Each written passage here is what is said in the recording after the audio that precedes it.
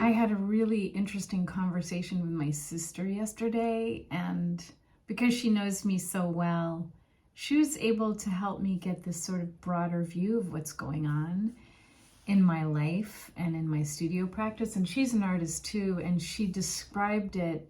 She said, "You're in that uncomfortable discovery phase." And then she went on to say something about how, when you show up to your studio, you just sort of know what's going on and you're just doing it. And I thought, wow, that's right. I haven't been in that phase for a couple of years now, but I was there for a while prior to that. And I know she's in that phase too. She's an artist too. She's amazing. So I'll link her website and Instagram below, but definitely you might want to check her out. So it's just so helpful for her to just name that uncomfortable discovery phase. That's where I'm at. Have you ever been there? Do you know what I'm talking about?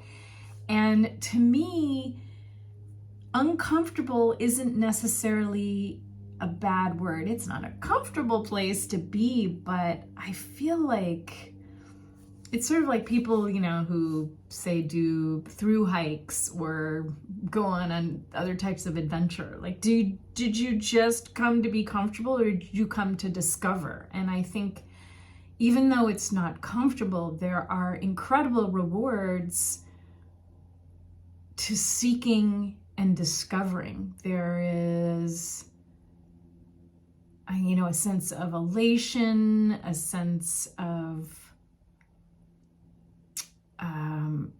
an energy release, so to speak. It's really worth it, but it's not comfortable. And so it was just helpful for her to name that. And it's been interesting. And she also, knows, she's known me a long time, my whole life, or her whole life. She's younger than I am.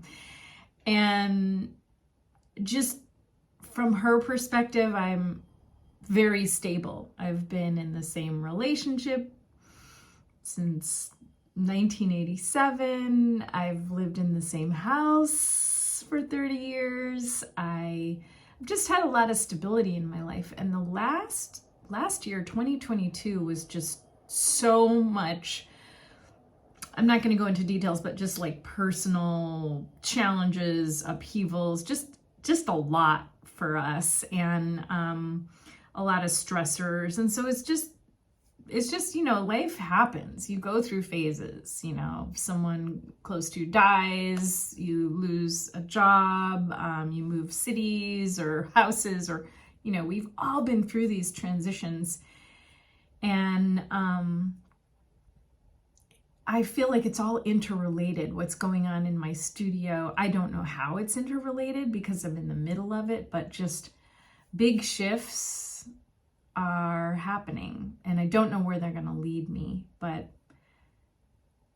it was just very helpful for her to help me get that bigger perspective of where I am, and to just hang in there with this feeling like maybe the work's not flowing in the same way it has. I'm going to tell you something. I mean, why did I become an artist? Why did you start making work? I want to know. Tell me in the comments, like, what got you hooked on art? And I know for me, it happened my senior year of high school, where I was dutifully taking all these pre-college, AP classes and all the stuff you're supposed to do to get into college. And art was just this sort of side thing that I always liked. I was the kid, I guess.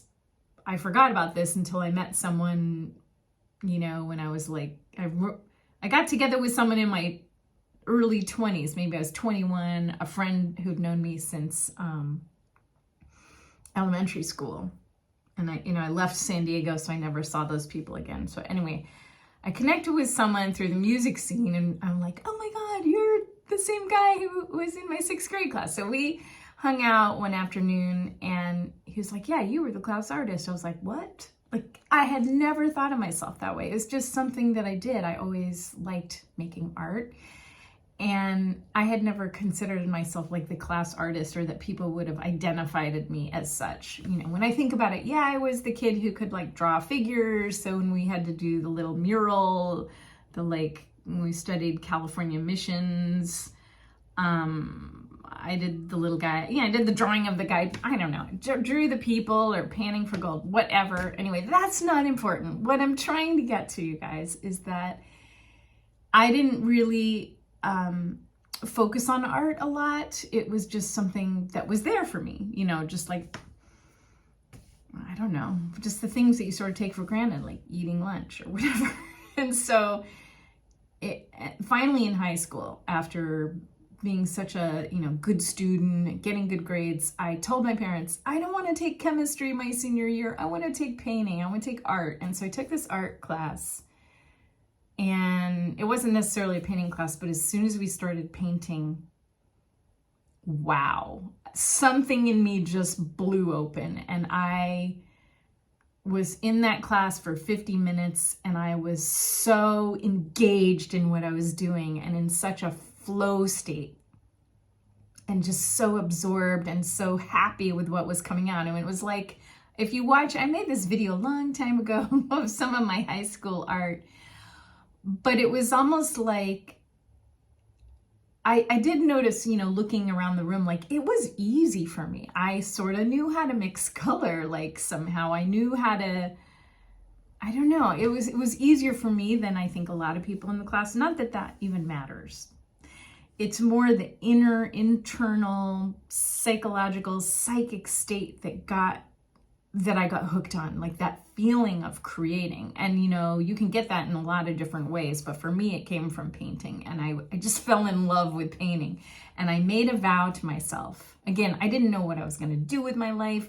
I was just like a dutiful teenager, like just do what the grown-ups tell you, you know, just trying to get by. I didn't know, you know, anyway, so I went to college and I was like, I'm going to always make sure I make room in my schedule for an art class. Like that was something I wanted to do for me. So all that to say is I had that feeling, that exhilarating, like kind of high feeling from creativity. And, you know, I ended up, fast forward, I went to college, also ended up getting a degree at an art school jointly with the university, and I built a whole life around that feeling, if that makes sense. I was just like, this is what I want to do with my life. I love this so much. This is what I want to do. I built my whole life around a feeling. It wasn't practical. It wasn't what other people expected of me. It was,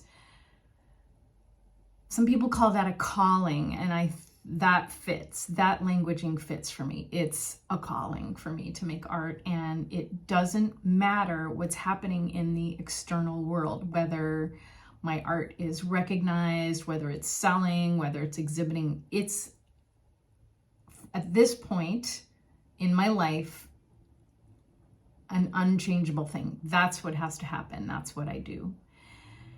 And so all that to say is I'm not even having that enjoyment, that feeling that much. And that sort of is, to me, that's part and parcel of choosing to pursue it more as a profession. Just, you know, maybe an analogy would be like being a parent, like, oh, I love kids. They're so cute. They're, you know, they have such wonderful insights, or they're cuddly or whatever, you know, you think kids, but it's like, yeah, then you have to change the diapers, and you have to, you know, deal with the sick child in the middle of the night, or you have to deal with them, you know, being upset or angry or, you know, troubled in whatever ways. Like that's part of being a parent too. It's not just all the cuddles and love and stuff. And I feel like I accept that. It might not always be this high flow state. I sometimes have to tidy my studio, as you've seen many times. And I sometimes, you know, need to pack up work for shows or print labels or apply for things or write artist statements. Those are things that don't necessarily put me in a flow state. I wish it did, but it's part of the job. and I do it. The admin, you know, we call it, just a lot of admin in being an artist. And so